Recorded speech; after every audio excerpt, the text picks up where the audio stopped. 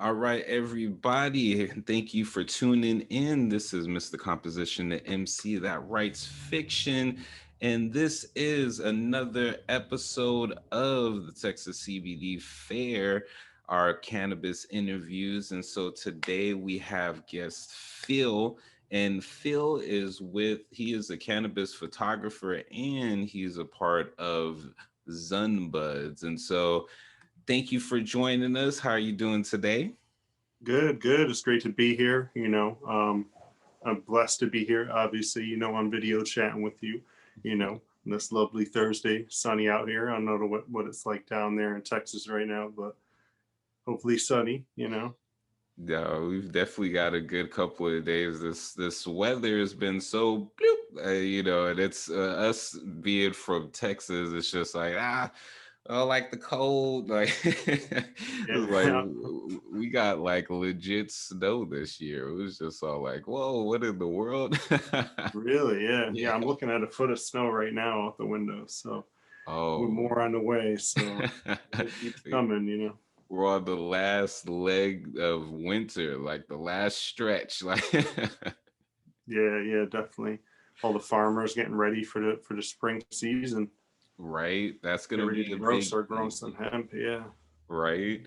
And so, just to give a people a little bit of background, how you got started in the cannabis field and what it is that you do. So I'm Phil. I operate a company called Northwest Cultivation. We do hemp seeds, seedlings, and clones. We specialize in like bioregional selections for certain hemp varietals. So we are stationed in Sharon, Connecticut, and we offer a nursery service for pretty much farmers in the area in Connecticut, New York, Massachusetts, Pennsylvania, Vermont, so all in New England pretty much.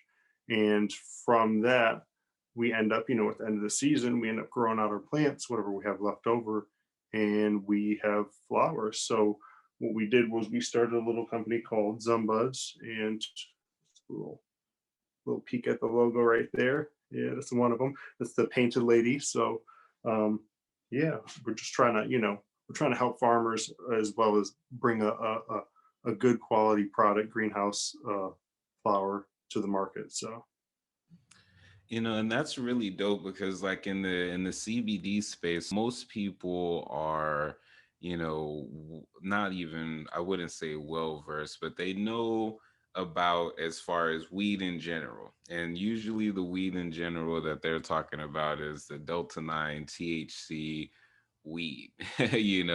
And so when we look at the different, especially people who smoke, so what I try to explain to people is that the cannabis plant itself, one aspect of it is the ability to smoke it.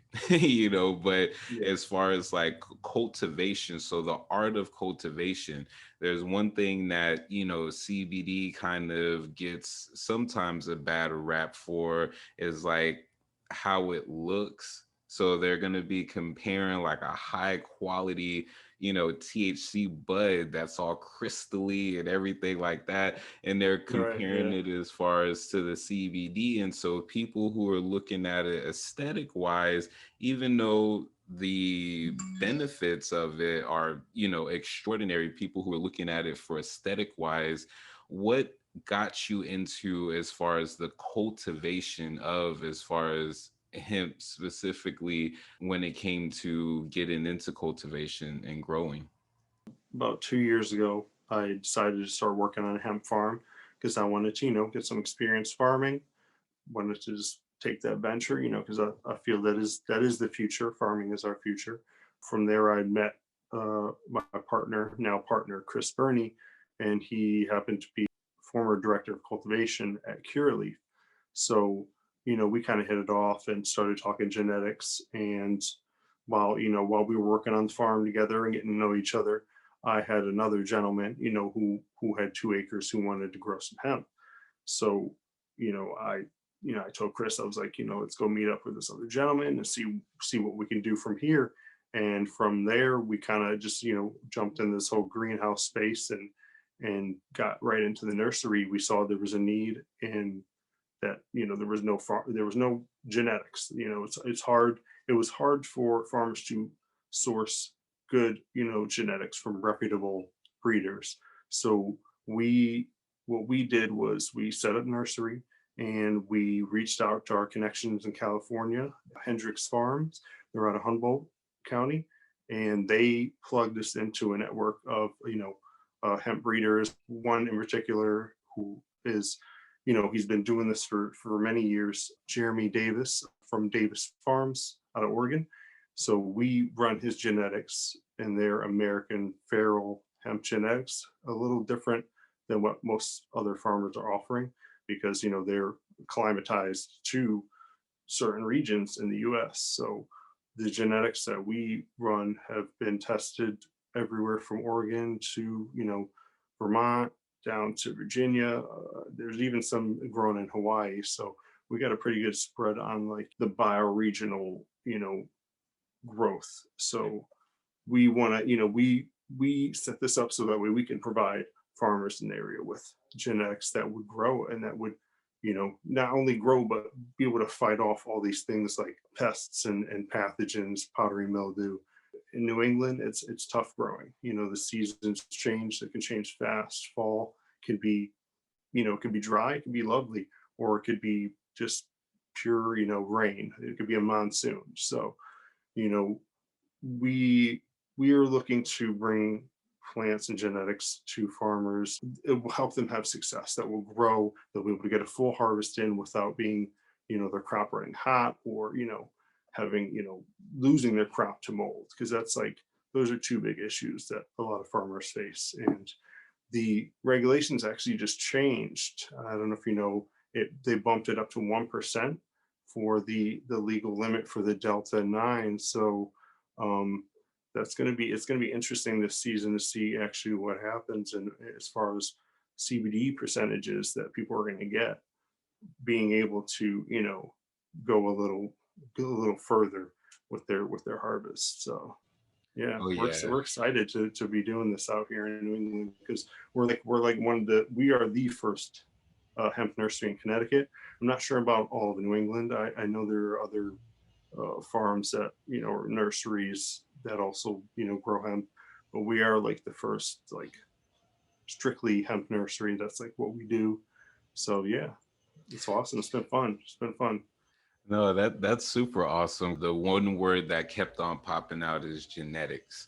And so when you first got into this, how has the word genetics changed from, before getting into it, and then as you started actually knowing as far as like the different things when it comes to growing, what is, for someone who doesn't even know, not even just the word on a scientific level, but just on the scientific hemp level, what is the importance of genetics when it comes to growing and the final product that people get? So jumping back to what you had mentioned before, um, seeing all this crystally stuff, THC, all these buds, nice looking buds. I didn't really think, before I got involved into all this, that hemp even looked like that. I thought it was just something that grew out in the field like corn. You plant it like corn, row crops, and yeah, and you just harvest it and just throw it in, in a bulk bale, whatever. But as I've gotten into this and as we've started working with different breeders, I've come to realize and see that you can get a lot of crystallization, you can get a lot of terpenes, you can get a lot of cannabinoids, from this plant.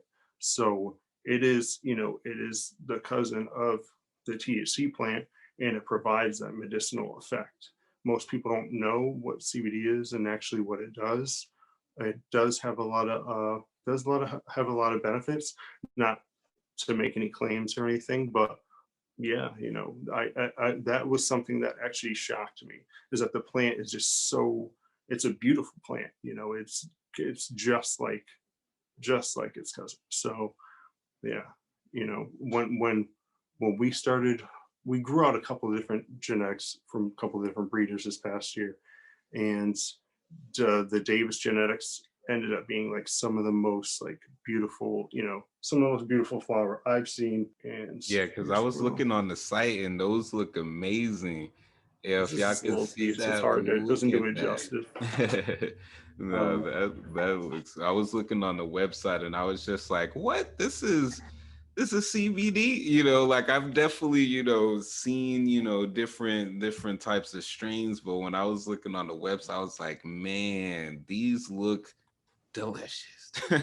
yeah, and that's what we're trying to bring to people. There's a lot of farms are outdoor, and we're lucky to have this indoor greenhouse space that allows us to control the environment a little more and prevent those things like the heavy rain coming down and washing out our crop and pumping it full of mold and everything. So yeah, we're definitely fortunate to have the space that we do and be located where we are, because we're kind of like, so our company's called Northwest Cultivation, and it's kind of like a spin-off, the fact that we have genetics from the Northwest, but we're also located in the Northwest corner of Connecticut.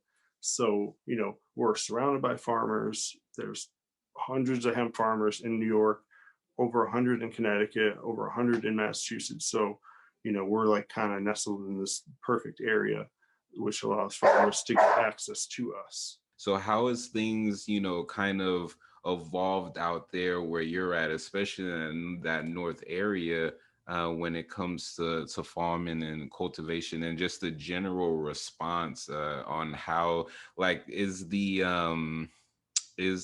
kind of like, is the stereotypes dissolving a little bit, that you're noticing? Yeah, definitely. So people in the area, are just in New England in general, have really taken to the legalization happening in Massachusetts. It, like I said, it has a lot of benefits. So that, aside from helping out the state with taxes and all that, you know the legalization, it's gonna happen quick. Connecticut probably is gonna follow suit soon with Massachusetts, and New York is already pushing to have that done this year. Um, so really, we're waiting to see what's going to happen as far as legalization across the board, and whether or not we can work with other states once we're legal. So that's gonna be that's a lot of issue that a lot of also cultivators have within the cannabis industry, is getting genetics when you're in the THC industry. Where do they come from? Are they certified? Are you buying them in state? You know, um, so that those barriers will be taken down once we know a little bit more about what's going to happen in the next year. Yeah, that's something that I'm definitely paying attention to and just looking out for. So, photography. So, you're cannabis photographer. And so, what came first, the cannabis photography or grow it? Or was it kind of like something that came together? I love to travel, and photography was kind of my thing. And my passion has been cannabis for many years. Love growing, love the plant. So, I just started taking pictures, and, having jumped into this business, I noticed that the pictures that I'm posting, it helps, it helps with our presence. So having the photography experience definitely steps us up from, a lot of other people in the industry that are maybe struggling with their presence or social media. That's one thing that they didn't tell farmers about also, is like, you have to build your presence and you have to sell your product. People aren't going to come just buy it. So you know that's something that hopefully will change, in the coming years, helping farmers actually get their products out there and build their platform so that they can get noticed and reach other farmers as well.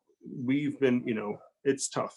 So like I have to like reach out to farmers, and it's tough to even find them. I had to source all this information from online, going to different state websites, and it was tough. But you know, there are there are farmers out there who it was tough for me to get in contact with. So I can only imagine how tough it is for them to actually, reach out and even step out of their comfort zone, because a lot of farmers transition from something else into hemp. so they don't really have the experience of sales to help them move their products.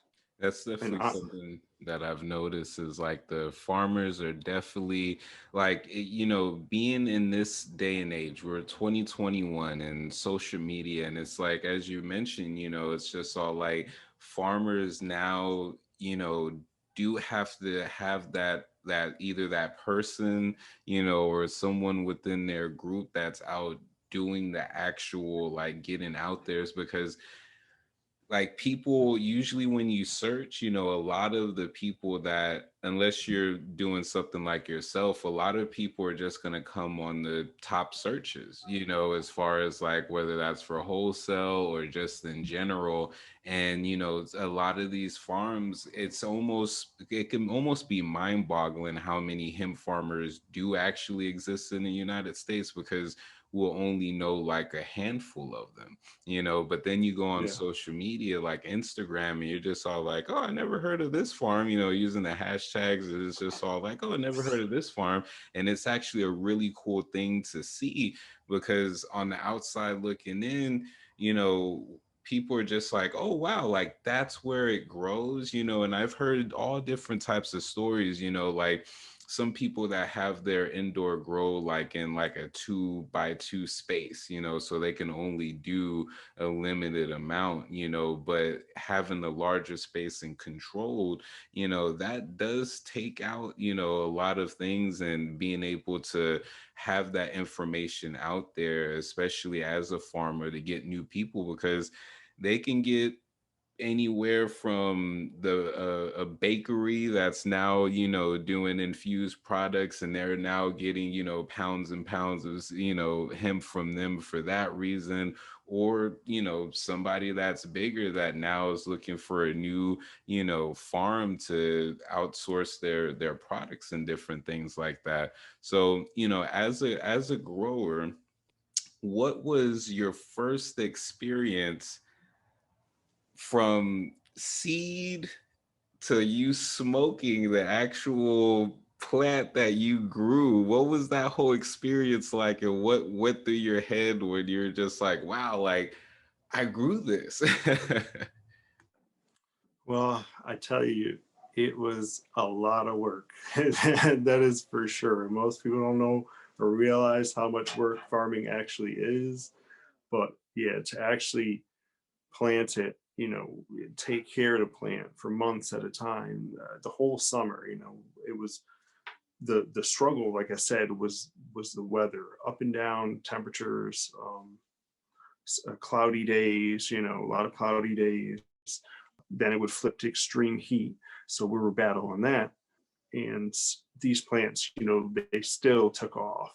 We had plants in the greenhouse that were, some of them were almost literally touching the roof of the greenhouse, like 10, 12 foot tall plants, which was insane, like, for hemp, at least that I've seen. From there, like taking care of the plants and harvesting and everything, and packaging, like I said, putting it in this packaging. We got a great guy that does all our design and our communications. His name's Tim Picco. His Instagram is Not Weed Farm, so if y'all want to check him out. But yeah, when I tried it, and the crazy thing is, I tried a couple other products from other companies first, just to see what it was about, see what the hype was about. The flavor wasn't there in a lot of them. So when I tried mine, it was like a whole other world, And I knew that we had something that we could offer to people that would just be different, the flavor and the taste and the smell alone. These genetics are definitely different. No, that's super dope. And so you were mentioning it a little bit. So what makes, as far as your farm, different? Like for people that are listening or watching and they want to go through you, what is, as far as what makes y'all different that you stand on?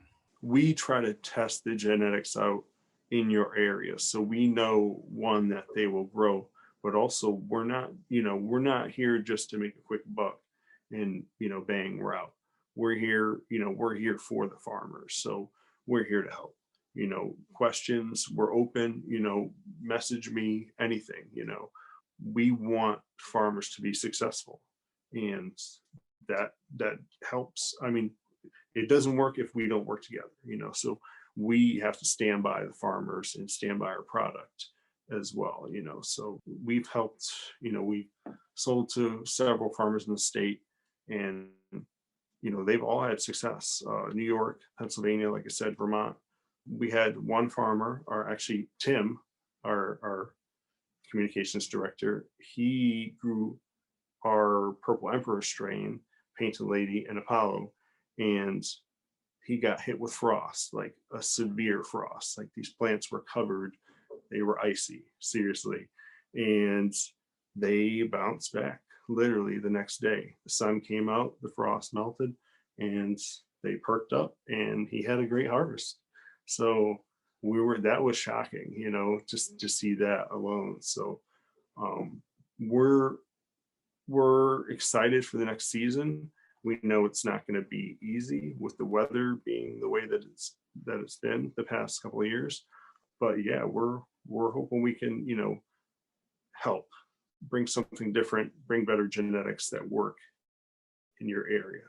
Definitely, definitely. And so would you say the biggest hurdle for most farmers right now is going to be weather and not having the proper genetics for their area?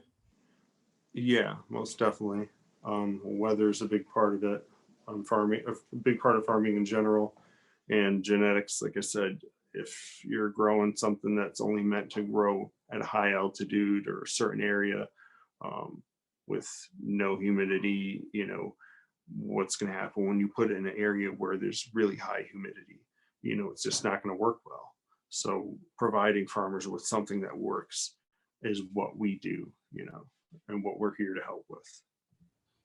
That's awesome. And like, so working in as far as with growing, I'm always fascinated about, different the ways that technology can play a role, especially in cannabis. And so as a farmer, what is some tech that you think either exists that not many people know about, or that you wish was created that can make, a farmer's life a lot easier? Hmm. Farmer's life a lot easier. Well, I don't want to replace the farmer with machinery. It's a lot of hands-on, actually. There's a lot of pulling leaves and just, manipulating the plant every day. I'd say something that just, that can give you a better report of, of what's going on within your environment, from the air to the soil, like something that can monitor on a daily basis. That'd be cool. If farmers had something like that, they'd be able to, you know, control, or prevent their plants from either going into shock or, not producing what they should. And that's what I found that a lot of farmers struggle with. They either, their plants were shocked and they ended up being small plants, or, they were underwatered or overwatered. And, that's just, these things will definitely affect your yield and stunt the plant. So Getting a grip on shots. that would help. That sounds like a super amazing technology thing. Like I just because especially with doing social media and different things like that, there's analytics.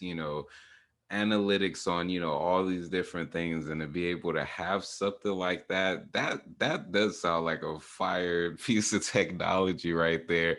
You had mentioned shock. So what can cause a plant to go into shock? What does that exactly mean for a hemp plant?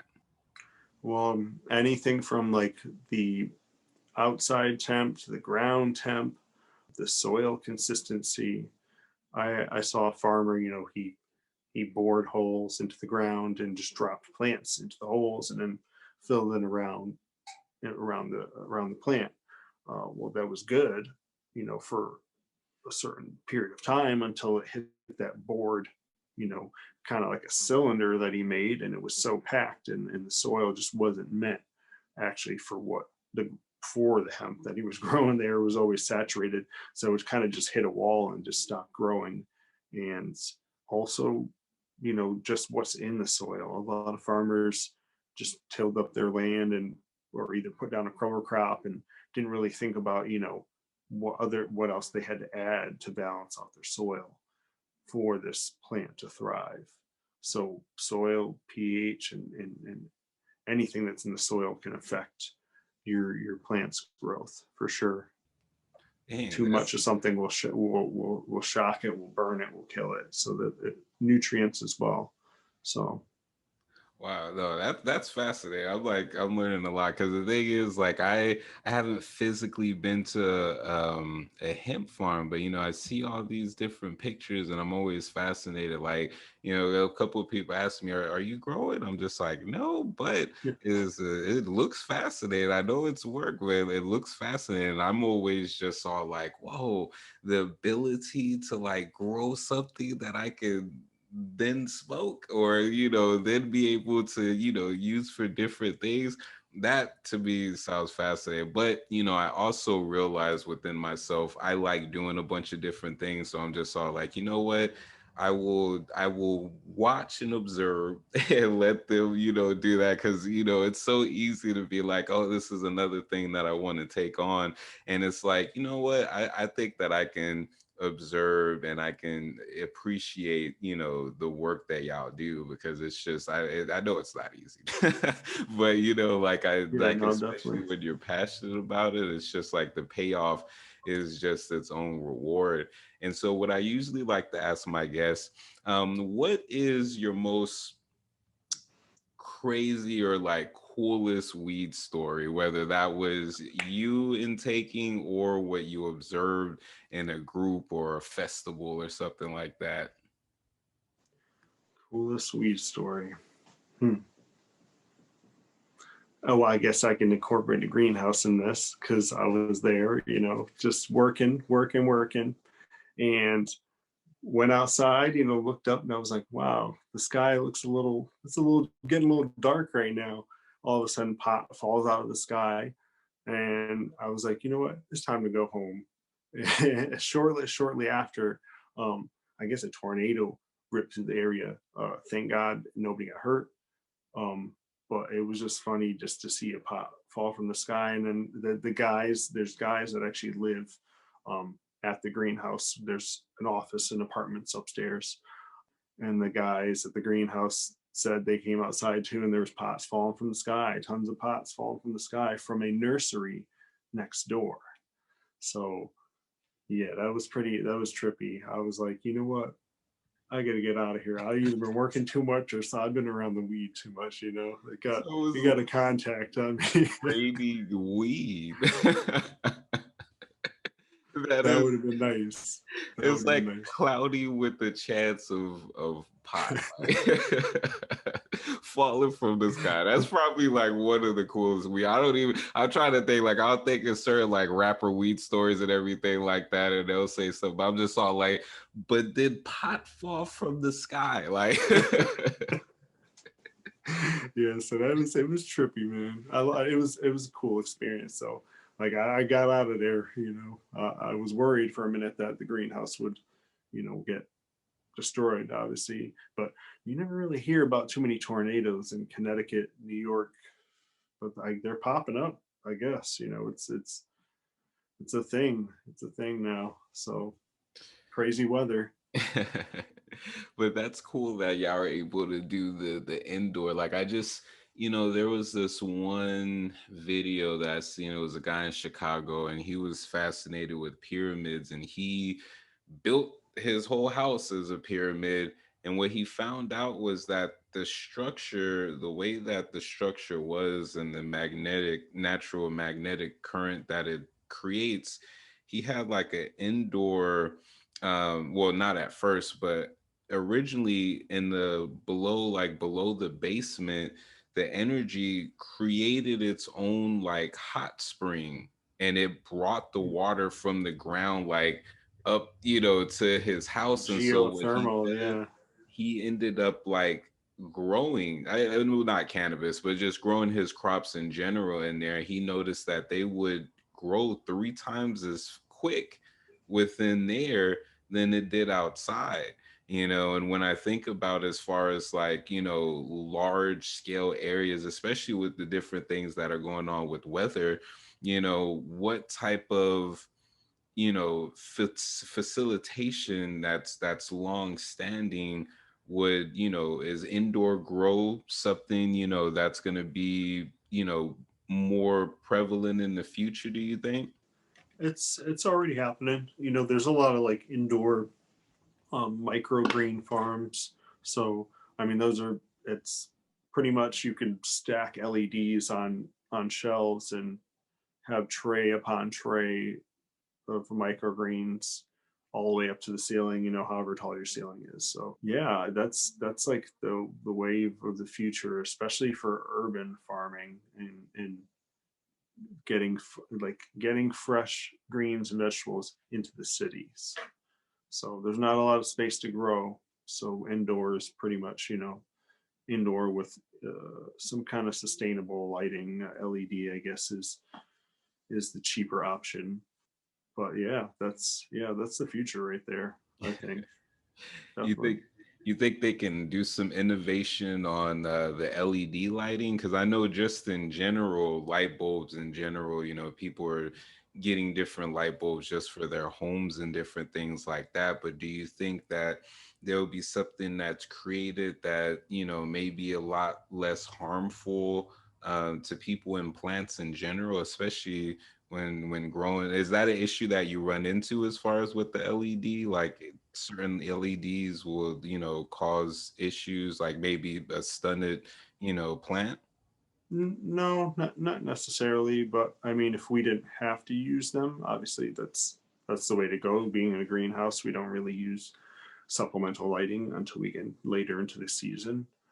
But I mean, another thing, as far as tech and building goes, like homes that are sustainable enough to provide you the food that you need. Designing homes in a way that it catches the light, so you can grow indoors and have that source of food. So yeah, I mean, I think that's the way we should be going, because I mean, the whole going to the grocery store and buying vegetables thing is cool, it's there, but to be able to provide for yourself and know that it's fresh, it's right here, I don't have to go out, I know where it's coming from. That's those are all things that people think about. So Especially during this pandemic, there's a lot of things that people are just like kind of reevaluating and rethinking, and it's just all like, to be able to grow your own stuff. That's why I'm so fascinated with tiny homes, like, the fact that you can sit up there, make this home, and then the different ways that you can have it set up, and not even just tiny homes, but even like earthships and different things like that that are set up to have a more indoor grow type of setup, and even just in the surrounding areas and things like that. That's going to be pretty awesome. How is like the tiny home life out there up north? Is that something that's starting to become bigger and bigger? I haven't seen many, if any at all. Camper trailers probably the only tiny home I've seen in this area, but hopefully people will get into that. We actually have a lot of old mills and factories that could be renovated and turned into homes. So that's a thing that it's popping up over here a lot. There's mill in like these like loft apartments everywhere. Um, but building more, I think we need to like build less and try and use what we have, because there are vacant cities across America. So how do we fill that space, instead of making more waste? Yeah. Yeah, especially for like vacancy. That's such a surreal thing to think about. But like when you look it up, or if you ever been like visited one, it's like legit. Like a legit vacant city. Ghost Like, town, yeah. That's so like weird. It's so weird. Yeah, ghost town. That's exactly what it is. right, and it would be like that for decades, like decades, and it's just all like, there's this population issue over here, there's this issue over here, and there's full ghost cities, like it's Yeah. So filled. like, yeah, it's because industries left and they took everybody with the entire city or town with it, and Right. that's how do we and what's left behind is it just blows my mind, that people can walk away from structures and things that are still good, so uh, we'll see what's going on in the future. Maybe that will change. Maybe we can end homelessness with the space that we have. I mean, a lot of issues that can be solved. How do we solve them? Coming together and having these talks that we're having right now. So it's definitely been cool, talking to you about all these things. Heck yeah, definitely. Likewise. And before I ask my last question, what is something that you are excited about for 2021 and beyond, with as far as your company and as far as in the cannabis space in general? I'm excited to see like some more brands start coming out, because there's one big brand, cookies, that everybody knows about, but there aren't many other brands that are national, like, because it's just not opened up yet. It hasn't opened up, it's not optional. So that's going to be the cool thing, is to start to see all these new brands, new products start rolling out, THC infused drinks and foods and bars and all these things, so I think that's going to be like the coolest part. um People, as long as people eat and drink responsibly, of course. um but yeah, so yeah, that's going to be like, I think that's going to change, it's going to change the industry of, I guess, food in general, and food and beverage manufacturing. So No, that's bringing that up. I was just because this whole month I'm doing just like African American facts in the cannabis industry, and there's one guy in Houston who's making this hemp infused vodka, and I was like, what? That is freaking dope. Because I've tried a THC infused drink before, as far as an alcoholic drink, and it was something that a friend had made, and we was at this venue, and then I tried it, and I was just like that, just like it was so have you like done? instant. Like I was like, whoa, what in the world? Like this thing is strong, like this is dangerous. Like You can buy six packs, right? right. They'll be selling six packs, dude. Right, like in a shot, I was just all like, whoa. So just to think about like a hemp infused vodka, and that's a lot of things that I look at in general. Like I'm looking at how like cannabis in space, how does that make sense, whether it be from the space equipment to the suit, to the shoes, the gloves, different things like that, or even just material that the ship itself is made out of. Like how is the high maybe different in space than on Earth, like different things like that. I'm just all like, like what are we actually doing here? We need Somebody's got to find. I'm sure somebody knows what it's like to get lit in space. Right? Somebody's up Just there. one astronaut, like they like it'll be like, look, SpaceX, look, I'm gonna need you to send one astronaut up there to document this. This is for medical purposes. Like we need to know. Definitely, definitely. Uh, And so my last question is gonna be so what advice can you give to farmers or just people in general that want to get into the cannabis space, whether as writers, whether as interviewers, as farmers, growers, different things like that, what type of encouragement would you give them, and where can people find you and your company online? Well, I would tell people, don't give up. If it's your dream to be in the industry, um, just keep going. It's not too late. Some people are thinking, oh, I missed the ship. Oh, missed the ship on investing or doing this or that.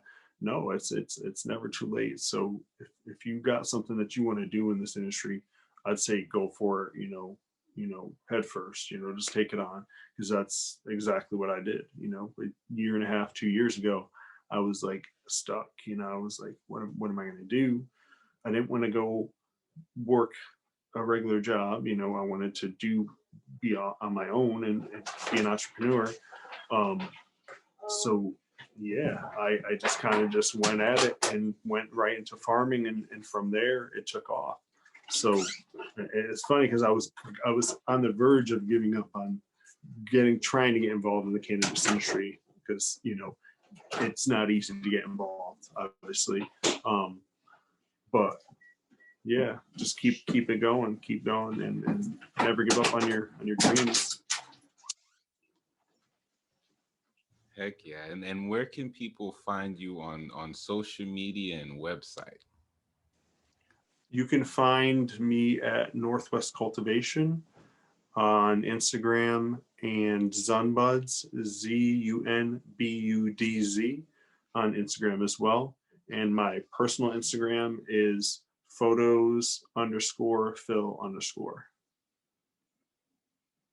Super dope. So everybody make sure to check those out.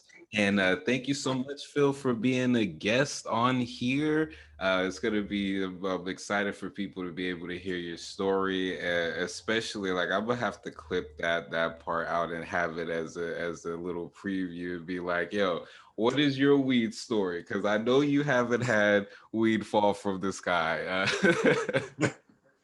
Yeah, I want to thank you for having me on. I appreciate it. It's not easy. I'm in a weird space right now. I got people coming in and out, distracting me. I got a dog barking inside, so kind of threw me off earlier. But yeah, I'm happy to be on here talking to you. So hopefully I can get you some flour down there too. That'd be dope. But everybody, thank y'all so much for viewing. Again, this is Mr. Composition, the MC that writes fiction. And thank you again to our guests. And y'all be safe out there. Wear your mask. Peace. Later.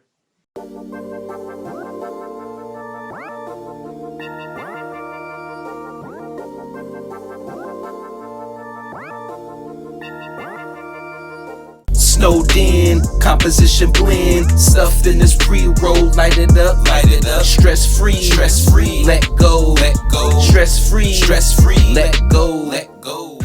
Snowed in, composition blend, stuffed in this pre-roll, light it up, stress free, let go, stress free, let go. Snowed in, composition blend, stuffed in this pre-roll, light it up.